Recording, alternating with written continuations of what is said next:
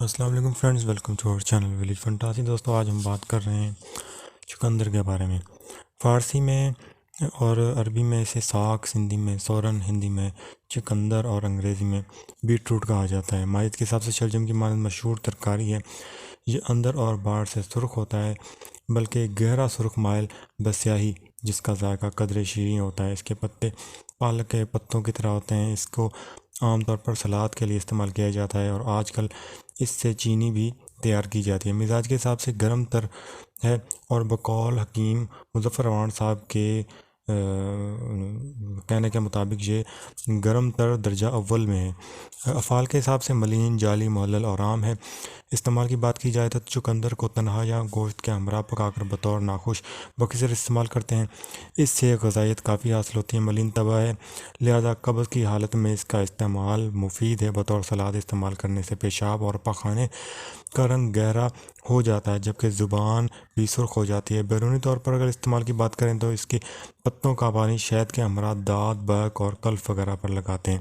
سر کی بوسی کو زائل کرنے کے لیے اس سے سر کو دھویا جاتا ہے۔ چقندر اور اس کے پتوں کو جوش دے کر بھی سر کی بوسی کو دور کرنے کے لیے استعمال کرتے ہیں، اور نیز یہ سر کی جوئیں مارنے کے لیے بھی استعمال کیا جاتا ہے۔ ہاتھ پاؤں کے پھٹ جانے کی صورت میں پتوں کے جوشاندہ میں ان کو بار بار رکھنے سے وہ ٹھیک ہو جاتے ہیں۔ ورموں کو تحریر کرنے کے لیے پتوں کا پانی نکال کر ضماد کیا جاتا ہے، اور بالوں کو اگانے اور خوبصورت و ملائم بنانے کے لیے مہندی کے ہمراہ چقندر کے پتوں کو پیس کر لگاتے ہیں۔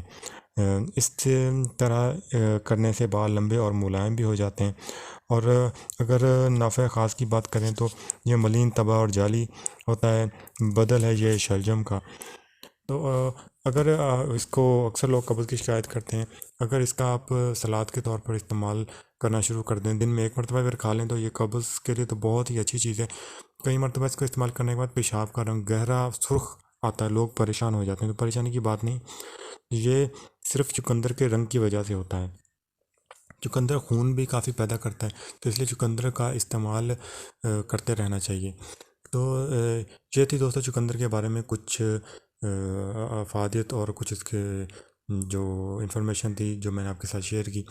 تو دوستوں اسی طرح کی ویڈیوز دیکھتے رہنے کے لیے کائنڈلی ہمارے چینل سبسکرائب کر لیں، بیل آئکن پریس کر دیں تاکہ آنے والی اگلی تمام ویڈیوز آپ دوستوں تک پہنچتی رہیں۔ تو ہمیں یاد رکھیں، اگلی ویڈیو تک کے لیے اجازت دیں۔ بہت بہت شکریہ، اللہ حافظ۔